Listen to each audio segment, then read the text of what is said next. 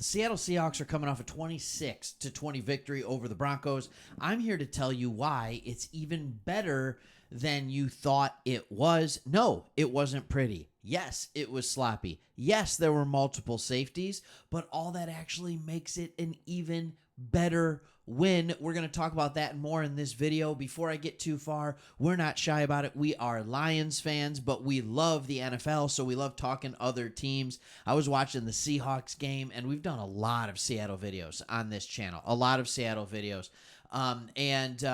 We love talking about the Seahawks as well. And I think when you have a new head coach, when you have new coordinators, and you're playing a team that, quite frankly, is not as talented as you, it is impressive to walk away with the win. Whether you're at home or on the road, it doesn't matter. And when looking into this, I need to talk about a couple of reasons why I think this is a great win.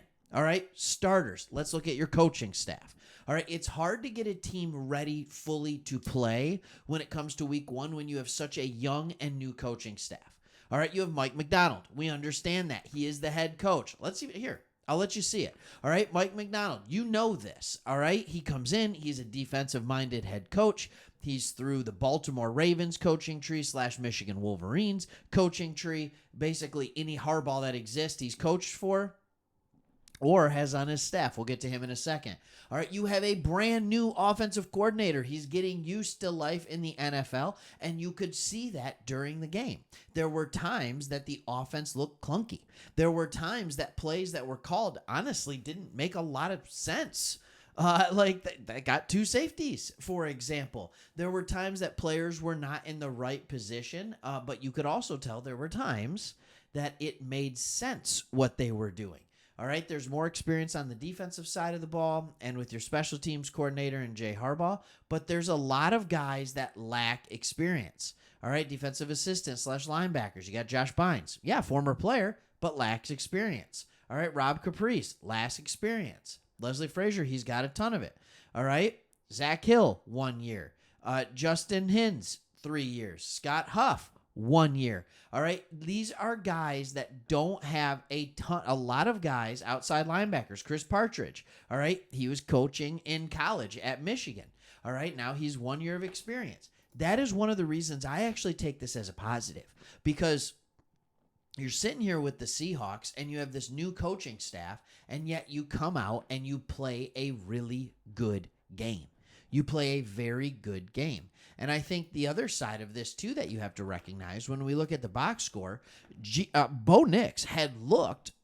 I understand he's a rookie quarterback, and rookie quarterbacks are going to have games like this and clunkers like this. I totally get it. All right, but the Seahawks defense made Bo Nix look really bad. All right, 26 of 42, only 138 yards with no touchdowns, 2 picks, 2 sacks. All right, it did not look good for him at all for a guy who had looked really good throughout the preseason. And when you look at defenses, when Macdonald was the defensive coordinator with the Ravens, it took them a while to get going. Like, his defense wasn't elite right away by any stretch of the imagination. On Michigan, when he came to Michigan, I've talked about this on this channel before. The defense, yes, was elite because he had multiple games to get used to it. He was there for 1 year. And over the entirety of that year, he could not figure out how to handle a hurry-up offense. There are things in his system that is a very, very complex system that it flat out takes players time. But the Seahawks players were flying around the field. All right, they were absolutely flying around the field. All right, I think of guys like Julian Love. I think of Boye Mafe. All right, I think of Derek Hall. I think of Tyrell Dodson, Devin Witherspoon. All right, Jerome Baker. Like these guys, Tyreek Woolen. All right, these are guys who were flying all over the place. All right, Love and Woolen, 2 of the guys that got interceptions. All right, you have another couple guys who got some sacks. People were put in situations to succeed. I like what they did, that they put Laviska Shenault in the kick return spot, right? An area that maybe he can do well in. All right, because he hasn't done well in others. So people were put in position to score. But at the same time, the offense was okay. All right, you relied on the run game, which you wonder how much are they going to rely on the run game, because you're sitting here and you're bringing in a coach, you're bringing an offensive coordinator in Ryan Grubb, and you're saying to yourself, like, this is a guy who liked to let it go. He liked to throw the ball at Washington. And here he is at Seattle, very close, right, in the NFL, and you're wondering what he's going to do. Well, he's decided that he's going to run it, and he's going to ease himself into it. He also knows the team in which he's playing. All right, his defense was on one. So he called a game like his defense was playing well. And that is what I kind of like. There's the complementary nature of it.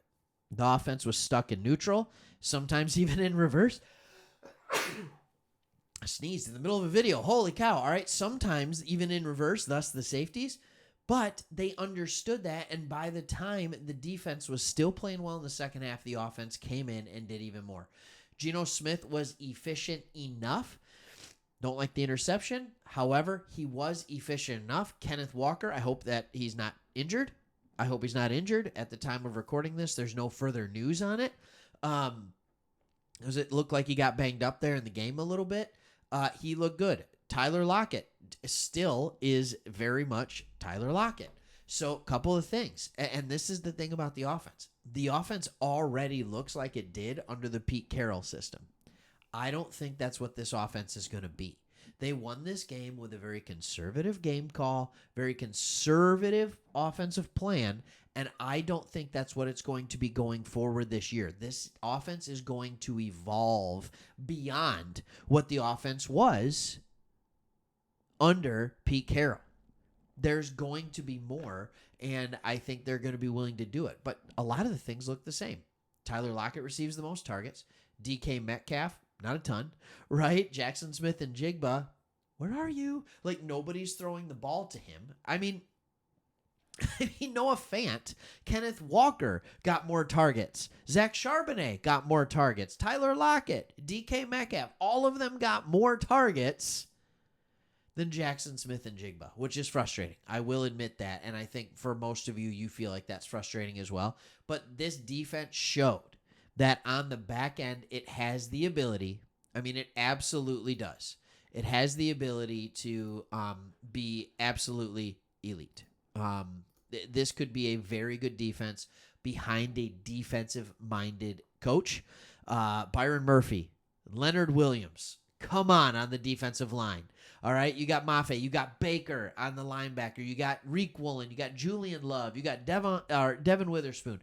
That is a defense with names. That is a defense with skill. So this team didn't play its best game, especially on offense. They still came away with a victory and looked like by far the superior team, and that's why the victory was even better than you think. All right, thanks for watching. Don't worry, we'll keep updated on Seattle Seahawks news and stuff coming out. But until the next one, thanks for watching. Hit that subscribe button. See you.